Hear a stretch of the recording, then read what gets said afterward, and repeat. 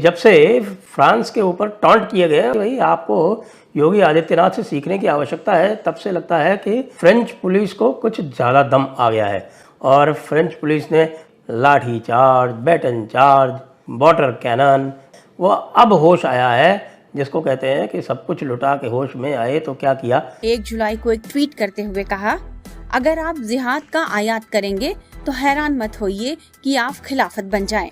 एक ट्वीट में उन्होंने लिखा, स्वीडन में कुरान जलाने भर से इस्लामी सरकारें और मुल्ला नाराज हैं। ये हादसा फ्रांस की राजधानी पेरिस के सबर्ब नैंटेरी में हुआ था। पहले पुलिस ने दावा किया था कि कार के टायर पर फायर करने के दौरान चालक को गोली लगी। देखिए, आप भी पाकिस्तानी, मैं भी पाकिस्तानी, लेकिन इसका आप ना वो देखें, ये वो मोदी का यहाँ इसमें ये कंट्री वाइज होते हैं रिलेशन, और हम माशी लिहाज से इतने कमज़ोर हैं। देखें, हम कुछ कोल उठा के भाग रहे हैं, तो वो जो आपको पता है बकारियों की तो घर में नहीं इज्जत होती। पाकिस्तान की बर्बादी का फ़र्क और भारत का जो बढ़ने का ग्राफ है, ये इसी से हम अंदाज़ा लगा सकते हैं कि सबको बाकी को हम छोड़ दें, खाली जो लोग वहाँ से माइग्रेट करके आए थे, सिंध से, पंजाब से, ईस्ट बंगाल से, एक बार आप उनको देख लो, आज यहाँ पे आकर के कितने अमीर अमीर मजबूत लोग हो गए हैं। विशेष तौर पर सिंधी पंजाबी तो और काफ़ी ज़्यादा अमीर हो गए हैं। और वहीं पर आप देख लो, वो पाकिस्तानी जिनको इन्हीं लोगों को सेट किए हुए अच्छे खासे व्यापार मिल गए थे, इनकी ज़मीनें मिल गई थी, ये लोग अपने जो घरों में सोना गाड़ गाड़ के, कितना सोना मिल गया, प्रॉपर्टी क्या क्या नहीं मिला, सब कुछ मिलने के बाद भी समझ नहीं थी व्यापार चलाने की, समझ नहीं थी कि तो भोगी किस्म के लोग हैं, पैसा मिल गया, बेचो बाचो, अय्यासी करो, खूब मौज काटो, वही उसी में इनका जो है 75 साल जैसे तैसे कट गए। अब जो है ना कुछ बचे ना कुछ। अब दूसरों के टुकड़ों पे आप कब तक पलोगे? एक समय पे दूसरों के टुकड़े खत्म हो जाएंगे। जो थे उसके टुकड़ों को बनाने वाले, वो तो उन्होंने अपने आके यहाँ पर भी व्यापार बना लिया, और जो नहीं कर, जो वहाँ पे झाड़ू मारते थे, आज एक समय के लिए जरूर मालिक होगा, बाद में फिर से वहीं पर लौटा। तो पाकिस्तान की स्थिति यही है कि कोशिश खूब करी कि इतना व्यापार कब्जा कर लेंगे, कराची हमारा हो जाएगा, बांग्लादेश हमारा हो जाएगा, सब खूब राज करेंगे, सचेंगे, आखिर में हुआ कुछ भी नहीं। फ्रांस में सबको पता है कि वहाँ दंगे हो रहे हैं, लेकिन वहाँ क्या कुछ नया हो रहा है?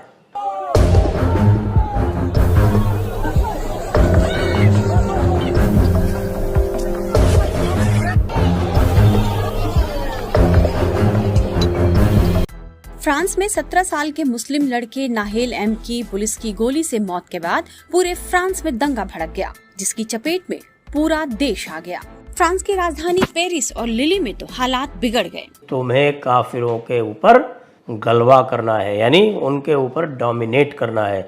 तो अब जो हो रहा है फ्रांस में, उसी की आवश्यकता है। तो भाई फ्रांस वालों, थोड़ा और जागो। पुलिस जो है इस समय अच्छी पिटाई कर रही है उत्पातियों की, उपद्रवियों की, यह स्वीकार्य है। जो शांति से यहाँ रह रहे हैं और काम कर रहे हैं, अवैध मुस्लिमों के न होने से हमारा देश सुरक्षित है। कोई भी दंगा नहीं हुआ और न कोई आतंकी हमला। वहीं नीदरलैंड के दक्षिणपंथी सांसद गीट विल्डर्स ने भी फ्रांस में हुए दंगों को लेकर मुस्लिमों की आलोचना की है। तो उधर से वो जंगी सामान भी, तैयारी वगैरह भी खरीदता है, आपस में मैशियत का कंटेक्ट होता है, इसलिए वो मुल्क एक दूसरे को फेवर करते हैं। मेरे ख्याल में यही रीज़न होगी। इंडिया इस वक्त दुनिया की दूसरी बड़ी आबादी के लिहाज से मुल्क भी है और 5वीं बड़ी इकानमी है, और लोगों का उधर तजारत ज़्यादा है, इसलिए उधर वो इतना जितना पाकिस्तान पे प्रेशर रखते हैं, इंडिया पे उतना प्रेशर नहीं रख सकते। लेकिन उनकी हिंसक विचारधारा को मानने वाले लोग फ्रांस को जला रहे हैं और वह पूरी तरह चुप हैं। फ्रांस में हिंसा के बाद यूरोप में मुसलमानों के खिलाफ जिस तरह का माहौल बन रहा है, उसकी तुलना यदि भारत से की जाए तो यहाँ के मुसलमान ज्यादा सुरक्षित हैं। अरे यार, ये पहले दिन कर देते। आपको पता है ना कि भाई ये जब लेफ्टिस्ट और इस्लामिस्ट मिल के जब ये केओस क्रिएट करते हैं, दंगे कराते हैं, तमाशेबाजी कराते हैं, उपद्रव कराते हैं, तो किस तरह से कराते हैं समझने की आवश्यकता है। कि यह कि जिसको हम इस्लाम कहते हैं, वो अपने अनुयायियों को एक ही बात सिखाता है। इस मसौदे के तहत इटली के तमाम मस्जिदों की जांच भी की जाएगी और ये पता लगाने की कोशिश होगी कि इन्हें फंड कहां से मिलता है। इटली के प्रधानमंत्री जियोर्जिया मेलोनी ने अपने चुनावी अभियान के दौरान धर्म परिवर्तन रोकने और देश में मुस्लिम शरणार्थियों को रोकने के लिए कानून बनाने का वादा किया था। देखें, पाकिस्तानियों या तुर्की, क्योंकि हम है वीक मुल्क है, यहाँ से लोग अनलीगल रोजी के सिलसिले में जाते हैं, तो वो एजेंसियों को कोई इशू होगा और उन्होंने इस पर इसलिए पाबंदी लगाई होगी। अच्छा, आपको पता है कि वहाँ पर जो इंडियन स्टूडेंट मौजूद हैं, उन्होंने कहा है कि उनका इस पूरे सूरत हाल से उनके ऊपर कोई असर नहीं पड़ेगा। फ्रांस ने इंडिया के साथ अपनी दोस्ती निभाते हुए ये बात की है। लेकिन अगर इस चीज़ से हटके भी आप इंडिया को देखते हैं तो इख्तलाफ अपनी जगह, वो एक ये है कि आप इंटरेस्ट होते हैं मुल्कों के आपस में, अब फ्रांस के इंडिया के साथ इंटरेस्ट हैं। वियेकी ने एक वीडियो शेयर किया है जिसमें वे एक तरफ फ्रांस के हिंसा की तस्वीरें दिखा रहे हैं तो दूसरी तरफ शांति और सुकून वाले पोलैंड को दिखाया गया है।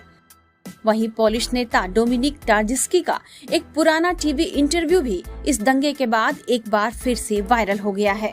उसका मकसद सिर्फ और सिर्फ एक्सपेंशन था, वही मकसद था जो ब्रिटिश एम्पायर का था। उसमें फर्क सिर्फ ये था कि उन्होंने इस्लाम के नाम पे किया, मजहब को यूज किया। इनसे ज्यादा बेगैरत बेशरम इस्लामिक रूलर से ज्यादा कोई नहीं रहा, जिनका कोई रूल्स रेगुलेशन नहीं होता था। जंगों में भी पराई औरतों को गुलाम बनाना, सेक्स स्लेव्स बनाना।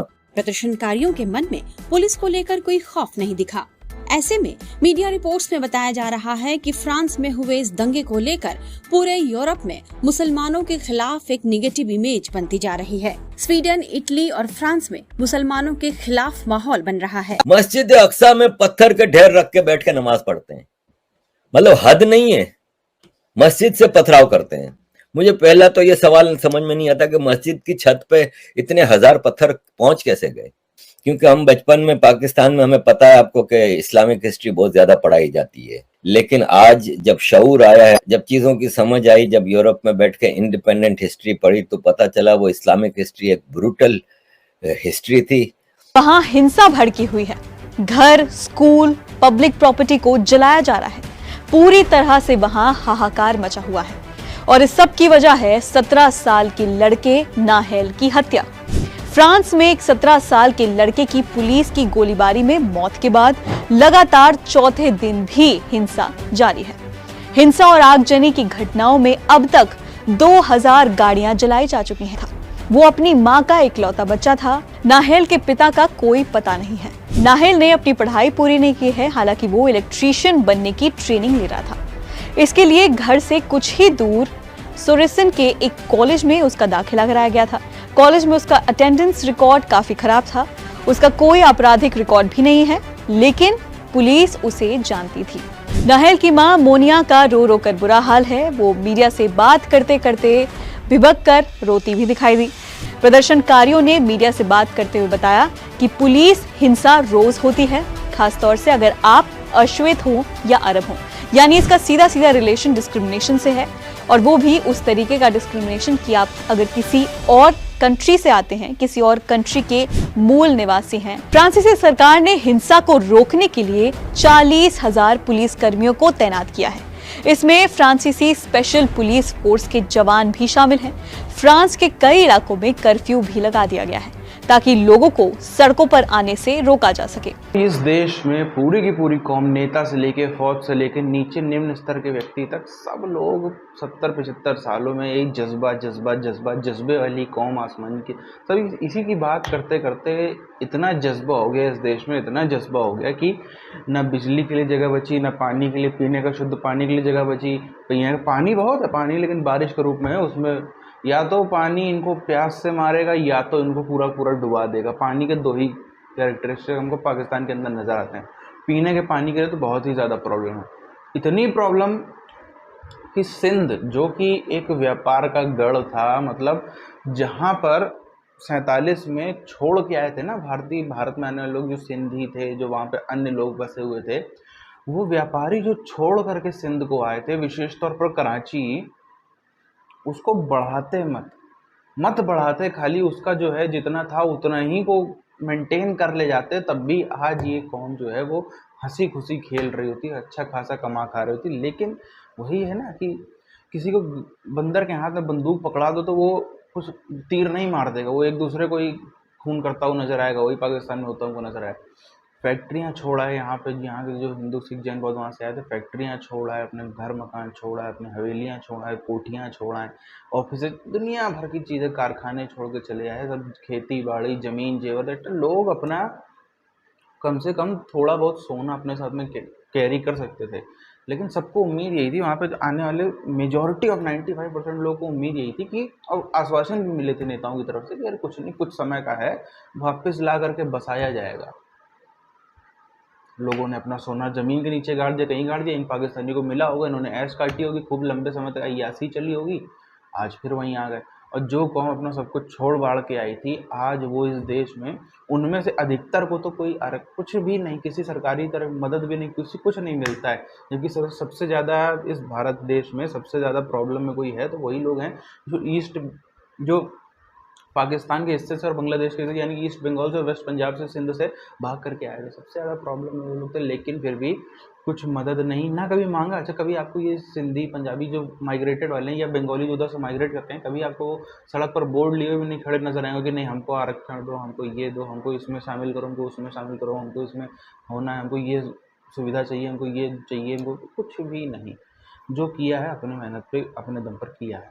अभी भी आप जिस तरीके से देखेंगे ना, अभी भी जहाँ पर जो उनका बिजनेस वहाँ पर छोड़ करके आए थे, आज यहाँ पर भी आज कई लोगों ने आकर के यहाँ पे सेम व्यापार खड़ा किया है। एमडीएच वाले साहब को देखो, कितने एग्जाम्पल हैं जो वहाँ पर इतना बड़ा बिजनेस छोड़ के आए थे, यहाँ ज़मीन से चालू किया और फिर से अच्छे खासे लेवल पे पहुँच गया। पाकिस्तानी न बिजली, न पानी, न गैस, न ये, न वो, न दुनियादारी, कुछ भी किसी भी प्रकार की चीज़ का उसमें है ही नहीं।